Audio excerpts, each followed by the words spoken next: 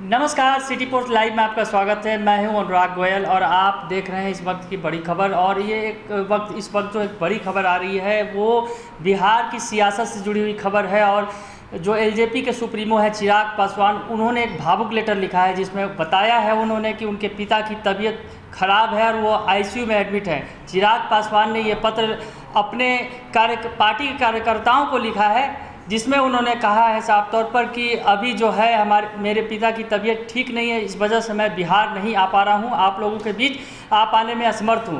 काफ़ी भावुक तरीके से ये पत्र लिखा गया है चिराग पासवान के द्वारा, जिसमें उन्होंने कई और भी जानकारियाँ दी हैं। दरअसल चिराग पासवान के इस पत्र में बिहार की सियासत के बारे में भी कई खुलासे हुए हैं। अब चिराग पासवान ने जो पत्र लिखा है उसमें नीतीश कुमार के खिलाफ जो उनकी तल्खियाँ हैं वो अभी भी सामने आ रही है।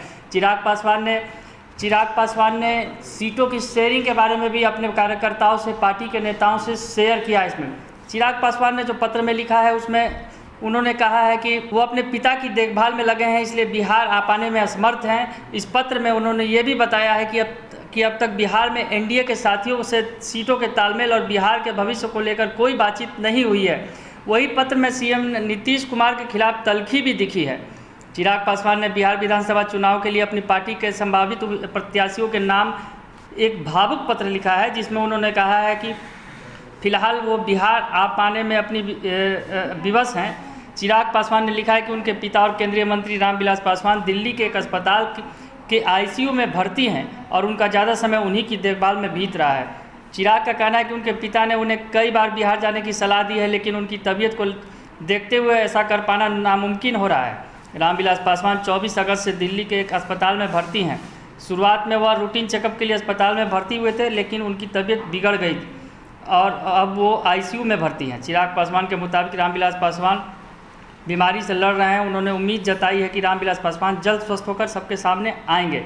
अपने खुले पत्र में चिराग पासवान ने साफ किया है कि जो एनडीए के अंदर जो सीटों के लेकर जो अभी किसी तरह की कोई स्थिति स्पष्ट नहीं हो सकी है, उनकी एनडीए के नेताओं से कोई बातचीत इस बारे में नहीं हुई। चिराग पासवान ने इस बारे में पत्र में लिखते हुए कहा है कि अब तक बिहार में एनडीए के साथियों से सीटों के तालमेल और बिहार के भविष्य को लेकर कोई बातचीत नहीं हुई है। एनडीए में सीटों के बंटवारे को लेकर तरह तरह की अटकलें लगाई जा रही हैं। चिराग पासवान के पत्र से यह भी साफ हो रहा है कि अब तक नीतीश कुमार को लेकर उनकी तल्खी में कोई कमी नहीं आई है। अपने खुले पत्र में चिराग ने लिखा है कि फिलहाल बिहार सरकार जिस 7 निश्चय कार्यक्रम पर काम कर रही है वह एनडीए का एजेंडा नहीं है। चिराग का कहना है कि 2015 चुनाव में 7 निश्चय कार्यक्रम महागठबंधन का एजेंडा था, न कि बीजेपी और एलजेपी का। उस वक्त महागठबंधन में जेडीयू और आरजेडी और कांग्रेस साथ थी।